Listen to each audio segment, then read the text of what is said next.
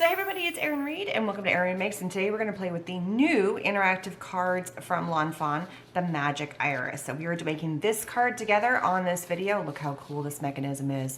And I'm going to show you in detail how to make that. And then this card, same mechanism, just a little bit of a different variation, was done in a live video, which I will link down below so you can see how both of these cards were made in two separate videos. This one was live and this one's coming up right now. All right, so when you cut out your Magic Iris, these are the pieces that you are going to get. So you get 3 what she calls sausages, and these are all from Kelly and how she described them. 3 sausages, you get 2 rings, 1 ring with these little holes in it, 1 pull tab, and then 3 stabilizers.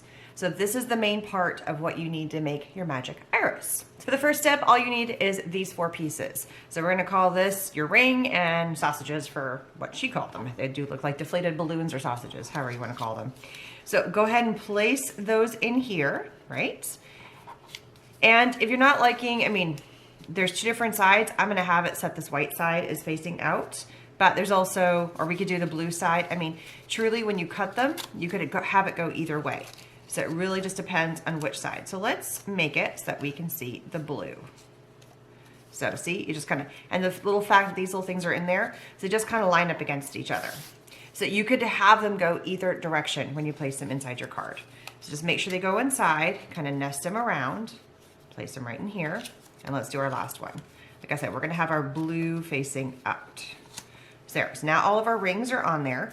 The key thing to this is that you wanna make sure that this is fully flush, because these little guys line up just perfectly. So I'm following what Kelly said, and she suggested the best thing for this next step is glue dots. So we're gonna add a little glue dots. So we're gonna come in, and we're gonna add our glue dots to each, and she has them starred. So right here on the dies, they have them starred, and you can see them. There's like little spots there. That's where we're gonna put our glue dots. So just put a little glue dot in each one of those spots. You probably could get away with a tape runner, but you definitely wanna have it in just these 3 locations. That's why glue dots are the best. Liquid glue would take too long to dry, and therefore she said glue dots is the best for this step.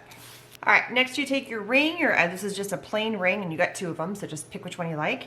Make sure all of your little sausagey pieces, all these are lined up just perfectly, and then just place your ring right on top. We just wanna make sure that everything is nice and clean, and basically sandwiching the original ring that we had with the sausages, and you've got your 3 glue dots which are holding everything in place. And so now everything is pretty secured. All right, next you're gonna grab your tape runner, dot runner. I love my Xyron. All right, and on the ring itself, when you flip it over to the other side, what there's notice is there's little hash marks here. Like there's little stitching marks right along the edge.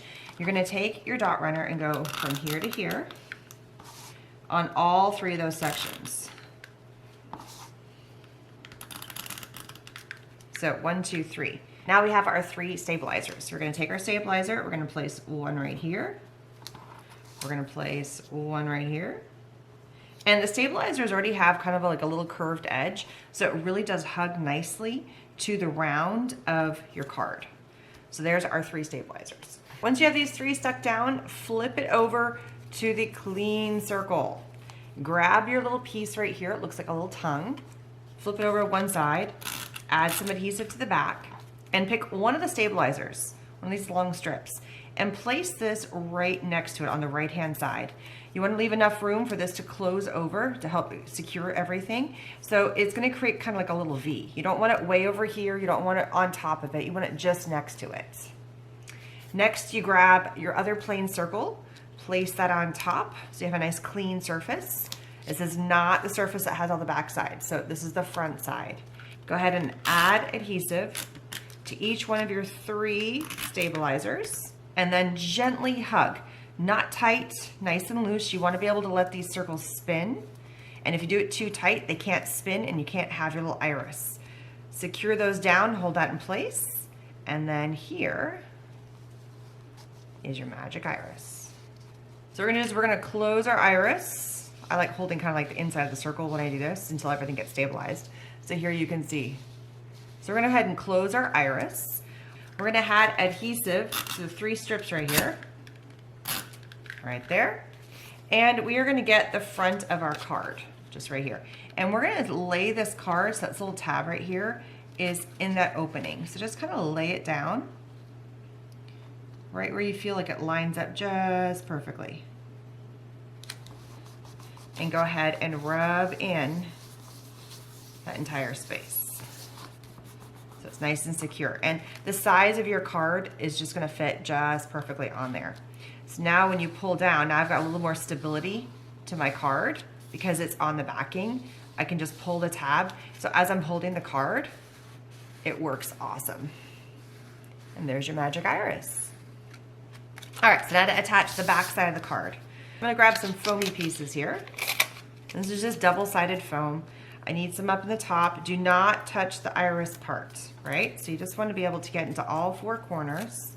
So peel off, get your foam in there. And this is homemade foam that I made with double-sided foam tape that I ran through my Xyron.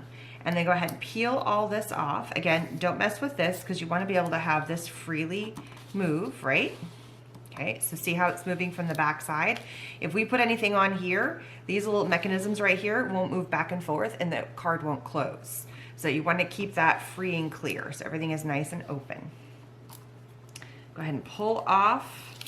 And this is actually a card I got from being in a Lawn Fawn class. So I'm going to flip this over because I can just see this better if I center this here. And I'm going to go ahead and center this right smack right there. And then there is my magic iris card. Now it's just about embellishing. So there's two different ways that you can tell people that you want to have them pull down. You can either put the little arrow, or you could pull this off, place this on here, glue that down, and cut it. So you're telling people that you want to have, you have a straight edge here. There's two different ways that you can play around with that. So if you wanted to glue this down right here, just cut that little strip, and then that's kind of a pretty little color that you can use to kind of pull down, and it's the same matching color. I'm just gonna add my adhesive to my little tab. Make sure it's lined up nice and straight right here. Okay, so it's on my little pull tab, and I'm gonna go ahead and cut off that excess white. And then you have this nice little clean, and then here is your tab. So when it's open, it looks like that, and then you can push it back. So it fits nice and clean, you don't have this open. The next thing is just putting all your embellishments on, and I'm just gonna go ahead and speed up and use my Xyron X to get all my embellishments. First, I need to add on my grass. So this is the Hello Dandy, and it's so pretty. There's two different sides. This is one of the die cut pieces. This is the Meadow Backdrop Portrait. And so we're just gonna cut off the bottom. Again, I'm just using all the same information that I got when I was in my class. I did not create this card. This card was created by Kelly and Jen. And so now you can use this for something else. So it gives you another opportunity to create another beautiful card. And so we're just gonna place this down. We're gonna follow what they did, because I like what they did. And we're just gonna place this down. It's gonna go a little wider than your card, totally cool. Add my adhesive. I like the lighter color. I just think it looks really pretty. And again, all the supplies that I'm using on here are gonna be listed down in the information section. So now I'm just gonna place all my little bits inside of here, all my eggs. They cut and colored them. All these pieces right here are from the Easter before and afters. And so they already had all this said and done from when we did our kit. It was great.